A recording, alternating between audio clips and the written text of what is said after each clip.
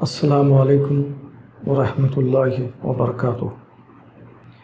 आज हम current electricity में नया टॉपिक देखने वाले हैं, व्हीटस्टोन नेटवर्क। नेटवर्क के मानी होते हैं कुछ सीरीज़, कुछ पैरेलल कॉम्बिनेशन का एक मजमुआ, इसको हम कहते हैं नेटवर्क। इलेक्ट्रिकल नेटवर्क यानी कि बरक़ी जाल।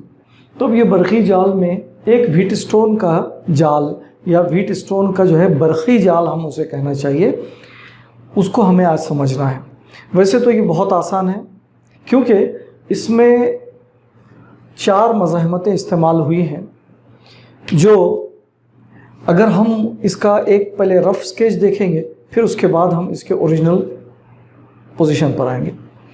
देखिए, अगर 2 रेजिस्टेंस सीरीज़ में जोड़े जाएं, हम सिलसिला अगर जोड़े जाएं, इसी तरह कोई और 2 रेजिस्टेंस ये भी सीरीज़ में जोड़े जाएं, इनको अगर मैं नाम देता हूँ R1 और R2, इनको अगर मैं नाम देता हूँ R3 और R4, ये 2 मज़ाहमतें हैं जो हम सिलसिला या सीरीज़ में जोड़े गए हैं। जब हम इनके एक एक खुले सिरे मुश्तरक कर दें और ये खुले सिरे भी मुश्तरक कर दें, तो इसका मतलब ये हुआ कि इस सीरीज़ कॉम्बिनेशन और इस सीरीज़ कॉम्बिनेशन को हमने पैरेलल में जोड़ दिया है, हमने इसे मुतवाज़ी जोड़ दिया है ना। तो 4 रेजिस्टेंस हो गए, R1, R2, R3, R4। कहीं पर इसे P, Q, R और S भी कहते हैं, और कहीं पर R1, R2, R3, R4 जो कुछ भी कहा जाए। अब एक बात यहाँ पर ये समझ में आती है कि अगर ये सिलसिले में जोड़े गए हैं तो होगा क्या कि जब इनसे बरक़ी रो जोड़ी जाएगी, इनसे एक बरक़ी खाना जोड़ा जाएगा, तो जोड़े गए इस बरक़ी खाने के नतीजे में दौर से बरक़ी रो गुजरना शुरू होगी, और ये बरक़ी रो अगर हम I मानते हैं, ये जो करंट है ये I, तो वो इस जंक्शन पर, जंक्शन समझते हैं ना, जहाँ 2 से ज़्यादा ब्रांचेस होंगे, जंक्शन पर जहाँ पहुँचेंगी इसको मैं कहता हूँ जंक्शन A, और ये है फ़र्ज़ कीजिए जंक्शन C। तो A जंक्शन पर पहुँचने के बाद चूँकि 2 रास्ते हैं तो ये करंट डिवाइड हो जाएगा। पैरेलल कॉम्बिनेशन की पहचान क्या है? करंट डिवाइड होता है। और सीरीज़ कॉम्बिनेशन की पहचान क्या है? वोल्टेज डिवाइड होता है। चलिए, करंट यहाँ पर डिवाइड होगा। एक करंट इस ब्रांच से जाएगा, इसको I1 कहेंगे।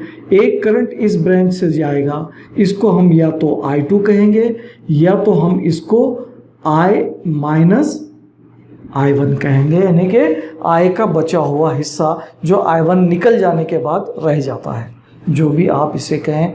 तो इस तरह से मैं पहले आपको एक रफ स्केच बता रहा हूँ। अब ये I1 R1 से गुजरेगा या P से गुजरेगा, R2 से गुजरेगा यानी Q से गुजरेगा, और फिर C तक पहुँच जाएगा। इसी तरह ये जो I2 है, या जिसको हम I-I1 कहते हैं, ये भी इस ब्रांच से होकर गुजरेगा। C पर आने के बाद ये दोनों जमा हो जाएंगे, कंबाइन हो जाएंगे, और वापस बरक़ी खाने की तरफ जो रो आएगी वो आएगी। इधर से I1 और इधर से I-I1, दोनों को जमा कर दीजिए। 2 जंक्शन की तरफ आ रही है, वो पॉजिटिव है, उनको जमा कर दीजिए। तीसरी आ जाएगी I जमा I-I1, तो ये -I1 0, -I1 + I1 0 हो जाएगा, और I बच जाएगा जो इधर आ जाएगा। यानी रफ आइडिया ये है कि जब ये जो दौर कैसा भी हो, अगर किसी बैटरी से करंट निकलता है जितना, तो वापस वो घूम फिर कर जब बैटरी की तरफ आता है तो उतना ही आता है। ये जो है ना, क्योंकि ये जो करंट है ये असल में law of conservation of charge यानी कि बरक़ी बार के बक़ा के उसूल पर चलता है। तो ये law of conservation of charge का मतलब जितना चार्ज गया उतना पलट कर वापस आ गया। लिहाजा ये जो आई जाएगा तो वापस ये आई पहुंचेगा। ये मैं आपको पहले रफ स्केच दे रहा हूं, हम अपनी बात पर थोड़ी देर बाद आएंगे। अब ये जो पैरेलल कॉम्बिनेशन है इस सीरीज कॉम्बिनेशन का, इसमें मैंने खसदन ए और सी लिख दिया, बी नहीं लिखा था। तो मैं क्या है कि ये जो R1 और R2 का मिड पॉइंट है, या सॉरी मिड पॉइंट नहीं कॉमन पॉइंट है, इसको मैं बी कहता हूँ। और ये जो R3 और R4 का जो पॉइंट है इसको मैं डी कहता हूँ। ये जो कॉमन पॉइंट है R1 R2 का और ये R3 R4 का, इस कॉमन पॉइंट को बी और मैंने डी नाम देने के लिए मैंने यहाँ सी दे दिया था ताकि बी मुझे यहाँ देना था। अब ये बात है असल में ऐसी कि व्हीटस्टोन, चार्ल्स व्हीटस्टोन नामी साइंसदान ने एक दौर इस तरह के 4 मज़ाहिमतों का दिया और उसने ये बताया कि अगर बी और डी के बीच एक हम गैल्वेनोमीटर जोड़ते हैं। अब आप बोलेंगे गैल्वेनोमीटर क्या है, इसको जी लिखते हैं। गैल्वेनोमीटर यानी यूँ समझिए कि एक टेस्टर है, करंट फ्लो हो रहा है या नहीं हो रहा है, हो रहा है तो किस डायरेक्शन में हो रहा है। इस गैल्वेनोमीटर में थोड़ा सा मैं उसकी जो है ना बात बता दूं, हमको आगे पढ़ना ही है। गैल्वेनोमीटर का जो पॉइंटर होता है वो सेंटर में होता है। अब अगर करंट लेफ्ट टू राइट जा रहा है तो उसका पॉइंटर इधर झुक जाता है, और अगर करंट राइट टू लेफ्ट जा रहा है तो उसका पॉइंटर इधर झुक जाता है, और अगर उससे कोई करंट नहीं पास होता तो वो जहाँ है वहीं रहता है, यानी ज़ीरो पर रहता है। तो ये गैल्वेनोमीटर करंट की डायरेक्शन भी बताता है, या पहले तो ये बताता है कि करंट आया फ्लो हो रहा है या करंट फ्लो नहीं हो रहा है। अगर करंट फ्लो हो रहा है तो किस डायरेक्शन में हो रहा है, नहीं हो रहा है तो ज़ीरो पे रहेगा। तो ये गैल्वेनोमीटर हम यहाँ पर जोड़कर ये चेक करते हैं कि करंट फ्लो हो रहा है बी और डी के दरमियान या नहीं हो रहा है। तो आमतौर पर तो ऐसा हो सकता है कि बी और डी के बीच में करंट फ्लो होगा। क्यों? क्योंकि बी का पोटेंशियल डी के पोटेंशियल से कुछ अलग होगा, जिसकी वजह से क्या होगा, करंट हमेशा हायर पोटेंशियल से लोअर पोटेंशियल की तरफ आता है, लिहाजा गैल्वेनोमीटर से करंट फ्लो होगा। लेकिन मान लो R1, R2, R3, R4 की वैल्यूज़ कुछ इस तरह से एडजस्ट की गई हैं कि हमको B और D इनके बीच कोई करंट फ्लो होता हुआ नहीं मिल रहा है। ऐसी सूरत में हम कहते हैं कि ये जो ब्रिज है वो बैलेंस हो गया है। हम क्या कहते हैं? ब्रिज बैलेंस हो गया है। तो ब्रिज के बैलेंस होने के लिए उसकी क्या कंडीशन या क्या पहचान है? Current through the galvanometer must be zero. अब गैल्वेनोमीटर से जो करंट फ्लो होगा अगर वो ज़ीरो हो जाता है, और ये सिर्फ उसी सूरत में होता है कब potential at B is equal to potential at D. जो भी बी का पोटेंशियल होगा अगर वही डी का पोटेंशियल होगा, इक्वी पोटेंशियल पॉइंट से करंट फ्लो नहीं होता। लिहाजा वीबी वीडी के जहां पर इक्वल हो जाता है तो हम कहते हैं कि ये जो नेटवर्क है वो बैलेंस्ड है, वो मुतवाज़न हो गया है। तो मुतवाज़न हालत क्या है? बैलेंस्ड कंडीशन क्या है? VB must be equal to VD.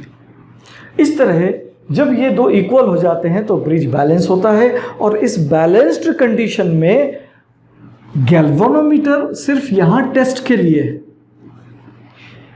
Current he flow नहीं हो रहा, गैल्वेनोमीटर से टेस्ट कर लिया, करंट फ्लो नहीं हो रहा है।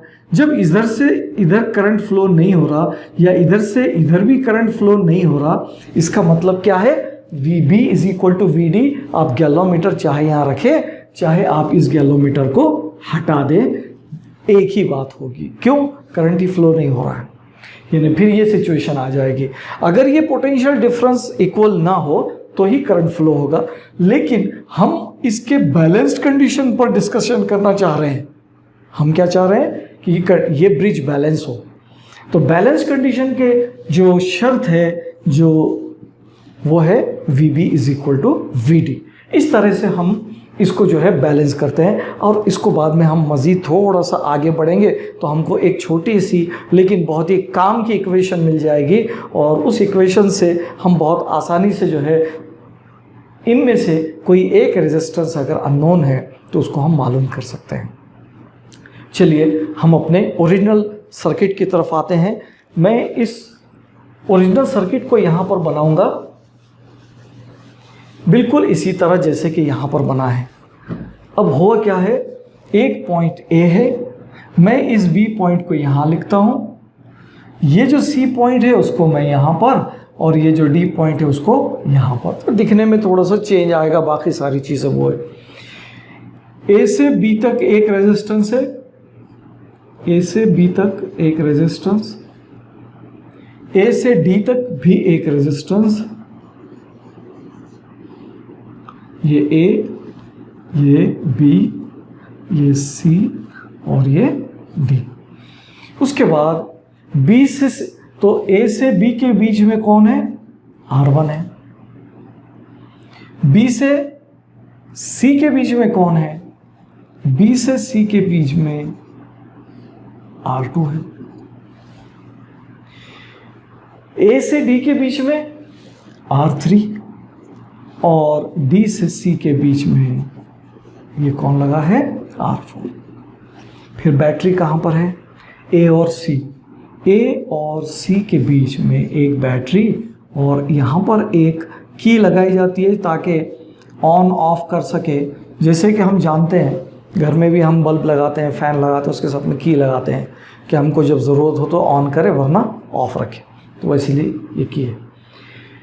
उसके बाद बी और डी में एक गैल्वेनोमीटर जोड़ते हैं, बी और डी में एक गैल्वेनोमीटर जोड़ते हैं। ये सर्किट और ये एक ही चीज़ है।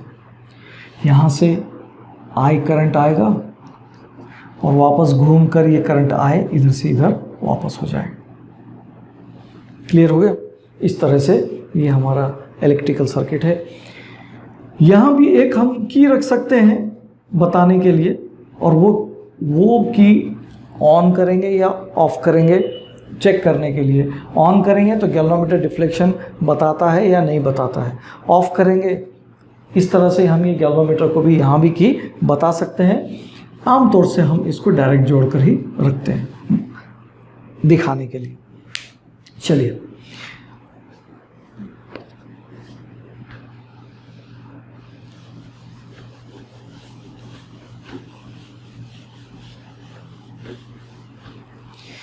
वापस आते हैं हमारे डिस्कशन की तरफ।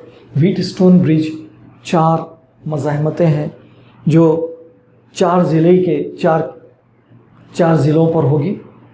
यहाँ पर R1, R2 और R3, R4 ये 4 मज़ाहमत हैं। इसको हम अलग अलग तरीक़े से हल करके अपनी कंडीशन तक पहुँच सकते हैं। एक ही कंडीशन है जो वो कंडीशन को सामने रख के आप किसी भी मेथड से जाएं, आपको एक ही जवाब मिलने वाला है। चलिए अब यहाँ पर अगर हम व्हीटस्टोन ब्रिज को बैलेंस्ड करते हैं तो उसकी जो मुतवाज़न हालत है, मुतवाज़न हालत के लिए क्या होता है, VB is equal to VD, ये मुतवाज़न हालत के लिए है। अब आप एक बात समझें, यहाँ का पोटेंशियल को मैं VA कह रहा हूँ, यहाँ के पोटेंशियल को VB कह रहा हूँ, यहाँ के पोटेंशियल को VC कह रहा हूँ, और यहाँ के पोटेंशियल को VD कह रहा हूँ। समझिए, तो VB VD के बराबर होगा तो फिर करंट फ्लो नहीं होगा इस गैल्वेनोमीटर से, और उसी को कहते हैं बैलेंस्ड कंडीशन या मुतवाज़न हालत। मैं सिर्फ क्या करता हूँ, हायर में से लोअर माइनस हो, इसके लिए मैं यहाँ पर क्या करता हूँ, इसको माइनस साइन लगा दिया तो इसको भी माइनस साइन लगा दिया। इक्वेशन में कोई फ़र्क नहीं पड़ता, वैल्यू बदलती है लेकिन मसावी तो होते हैं। अगर मैं ये कहूँ कि 5 मसावी है 5, तो -5 मसावी है -5, ऐसे, यानी ये इसके नेगेटिव लगाने से ये नॉट इक्वल टू थोड़ी हो गया, दोनों तरफ एक जैसा अमल हो गया तो मसावत बराबर ही रहती है। चलिए अब उसके बाद मैं क्या करता हूँ, इधर VA लिखता हूँ तो इधर भी VA लिखता हूं। तो यहां आ गया VA माइनस VB, तो यहां आ गया VA माइनस VD। तो मैं इस इक्वेशन को थोड़ा सा जो है फिर से दोबारा लिखता हूं ताकि आपके जहन में बात क्लियर रहे। तो सबसे पहले मैंने क्या किया, बैलेंस कंडीशन लिखी है। बैलेंस कंडीशन में VA is equal to balance condition में VB is equal to VD। ठीक है, अब इसी को मैं लिखता हूं minus VB is equal to minus VD। Minus लगाया दोनों तरफ, कोई फर्क नहीं पड़ा। उसके बाद मैं इधर VA माइनस VB, यानी इधर से यहां भी VA लिखता हूं और यहां भी VA लिखता हूं, VA माइनस VD। कोई फर्क हुआ? कोई फर्क नहीं। जो अमल इधर किया था वो इधर, तो इक्वेशन अभी भी मसावी है। चलिए, ये एक इक्वेशन होगी। अब मैं वापस आता हूं यहीं पर, इसको मैं और एक मर्तबा बदल कर लिखता हूं। इसी को मैं और एक मर्तबा जो है यहां पर बदल कर लिखता हूं। बहुत आसानी से करने की कोशिश कर रहा हूं। देखिए, VB है, तो इस VB में से मैं कुछ माइनस कर रहा हूं। VB में से मैं माइनस कर रहा हूं क्या, VC। तो मुझे VD में से भी माइनस करना पड़ेगा VC, ताकि ये जो बैलेंस है, ये जो इक्वल है, तो ये भी इक्वल कब रहेगा, जो अमल मैं मसावात के लेफ्ट हैंड साइड में करूं, अगर वैसा ही अमल मैं राइट साइड में करता हूं तो इक्वल ही रहेगा। यानी कि VB में से मैंने VC निकाला और VB में से मैंने VD में से भी मैंने VC निकाल दिया। तो ये मेरे पास आ गई दूसरी इक्वेशन। चलिए, बहुत ही अब अगर आप देखें तो VA minus VB, VA minus VB क्या है, यानी A और B इन दो नुकात के बीच का तफावत है। VA माइनस VB क्या है, तो मैं यहां पर इसको थोड़ा सा जो है, ताकि आपके लिए कंफ्यूजन ना हो, मैं पहले एक ही इक्वेशन को सॉल्व कर लेता हूं। VA माइनस VB, यानी इसको कहेंगे V पोटेंशियल डिफरेंस, अब आ रहा है potential difference AB is equal to VAD। मैंने VA माइनस VB, इसको मैं अगर अल्फाज में लिखना चाहूं तो ऐसे भी लिख सकता हूं। क्या लिख सकता हूं, नुक्ते A और B का दरमियानी तफावत ख्वा, यानी potential difference between A and B is equal to, ये क्या होगा, ये होगा ये नुक्ते A और D का दरमियानी तफावत ख्वा। इसका मतलब क्या हुआ, इसका मतलब हुआ मज़ाहमत R1 के सिरों का तफावत ख्वा, और इसका मतलब क्या हुआ, मज़ाहमत R3 के सिरों का तफावत ख्वा, है ना। A और B के बीच का तफावत ख्वा यानी R1 के सिरों का तफावत ख्वा, और A और D के बीच का तफावत ख्वा यानी R3 के सिरों का दरमियानी तफावत ख्वा। अब चूंकि अभी तक मैंने करंट की डायरेक्शन जो मैंने यहाँ पर खसदन नहीं बताई थी, ये जो है I इधर से जाएगा I1 और इधर से जाएगा I2। चूंकि ब्रिज बैलेंस है, यानी B से D की तरफ या D से B की तरफ कोई करंट फ्लो नहीं हो रहा, इसलिए ये जो I1 आया कहाँ पर पहुंचा, बी पर। इसको है तो दो रास्ते, वो जाएगा, उसको जाने का है बी से R2 के थ्रू सी की तरफ और बी से गैल्वेनोमीटर के थ्रू डी की तरफ। लेकिन इधर कब जाएगा, अगर पोटेंशियल डिफरेंस हो तो। चूंकि बी और डी का पोटेंशियल डिफरेंस कुछ भी नहीं है, यानी कि इक्वल है, लिहाजा करंट फ्लो नहीं होगा किधर, बी से डी की तरफ ना होगा, ना ही डी से बी की तरफ जाएगा। लिहाजा ये जो I1 आया, यही I1 R2 के थ्रू होता हुआ सी के पास आ जाएगा। और ये जो I2 है, ये भी जो है गैल्वेनोमीटर की तरफ जाने के लिए उसे पोटेंशियल डिफरेंस चाहिए था, लेकिन डी और बी का पोटेंशियल डिफरेंस एक होने से यही I2 इधर जाएगा R4 के थ्रू, बराबर है।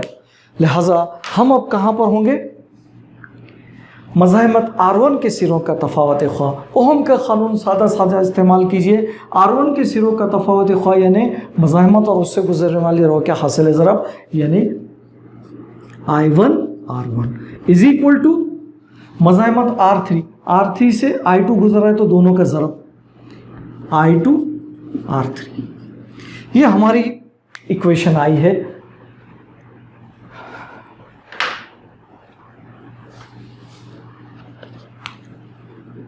I1 R1 is equal to I2 R3, ये हमारी दूसरी इक्वेशन आई है।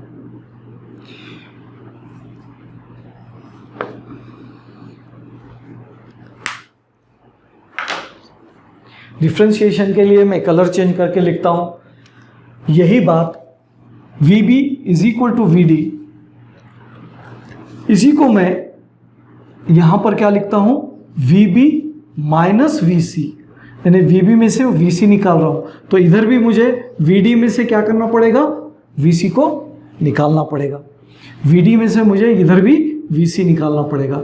अब यही बात VB minus VC, VB minus VC मतलब नुक्ते B और C का दरमियानी तफावत ख्वा। बार बार यहाँ पर मैं लिख रहा हूँ आपको समझाने के लिए, नुक्ते B और C का दरमियानी तफावत ख्वा इज इक्वल टू, इधर क्या होगा, D और C, नुक्ते D और C का दरमियानी तफावत ख्वा, नुक्ते D और C का दरमियानी तफावत ख्वा। फिर उसके बाद यही स्टेप वहां पे फॉलो होगी, यानी क्या होगा, B और C का दरमियानी तफावत ख्वा यानी मज़ाहमत R2 के सिरों का तफावत ख्वा। तो यहाँ लिखेंगे मज़ाहमत R2 के सिरों का तफावत ख्वा मसावी है। अब यहाँ क्या होगा बोलिए, मज़ाहमत R4 के सिरों का तफावत ख्वा, मज़ाहमत R4 के सिरों का तफावत ख्वा। Potential difference across R2 is equal to potential difference across R4। अब क्या हो गया, वही बात, R2 से जो करंट फ्लो हो रहा है वो I1 है, I1 into R2 is equal to R4 I2 R4। ये हमारी इक्वेशन 3। इक्वेशन 1 और इक्वेशन 2 और 3 का अगर हमको डिवाइड करते हैं हम, तो हमें क्या मिलेगा, I1 R1 divided by I1 R2। I1 हम क्या कर रहे हैं, इक्वेशन 2 डिवाइडेड बाय इक्वेशन 1 ऐसे, सॉरी इक्वेशन 3। तो होगा क्या, I1 R1 divided by I1 R2 is equal to I2 R3 upon I2 R4। I1 से I1 गया, I2 से I2 गया और बैलेंस्ड कंडीशन में हमको मिलता है R1/R2 is equal to R3/R4। जाहिर है कि इनमें से अगर कोई एक रेजिस्टेंस हमको मालूम ना हो तो बाकी 3 के मालूम होने पर बैलेंस्ड कंडीशन में ज़रूरी क्या है, बैलेंस्ड कंडीशन में अगर इन 4 में से एक मालूम नहीं है तो तीनों की वैल्यू रखकर हम चौथे को मालूम करते हैं। तो व्हीटस्टोन ब्रिज का जो मेन, व्हीटस्टोन नेटवर्क का जो मेन काम है वो क्या है, अननोन रेजिस्टेंस को फाइंड करना। 4 में से एक रेजिस्टेंस जो है अननोन होगा तो हम उसको मालूम कर सकते हैं व्हीटस्टोन ब्रिज के ज़रिए। अगर किसी को R1 मालूम नहीं है तो R1 इज इक्वल टू, ये R2 उधर चला जाएगा तो R2 R3 divided by R4, इसके ज़रिए R1 मालूम हो जाएगा। तो ये व्हीटस्टोन नेटवर्क है जिसको जो है जब हम डोर को ऑन करते हैं तो याद रखें कि इसमें डॉट लगाते हैं। डॉट का मतलब है कि आपने ऑन किया है और ये निकाल देंगे तो इसका मतलब है कि वो ऑफ किया गया है। लिहाजा यहाँ मैं समझता हूँ कि व्हीटस्टोन नेटवर्क आपको अच्छे से समझ में आया होगा। इसमें जो ख़ास बात देखने वाली ये है कि आपको ब्रिज बैलेंस कंडीशन में क्या होता है कि VB is equal to VD होता है। बस ये आप अगर कंडीशन फ़र्ज़ कर लेते हैं तो बाकी सारी चीज़ें आपको अपने आप आ जाती हैं और आप फाइनल पहुंच जाते हैं इस रिलेशन पर कि R1/R2/R3/R4। उम्मीद है कि ये अच्छी तरह से आपके समझ में आया होगा।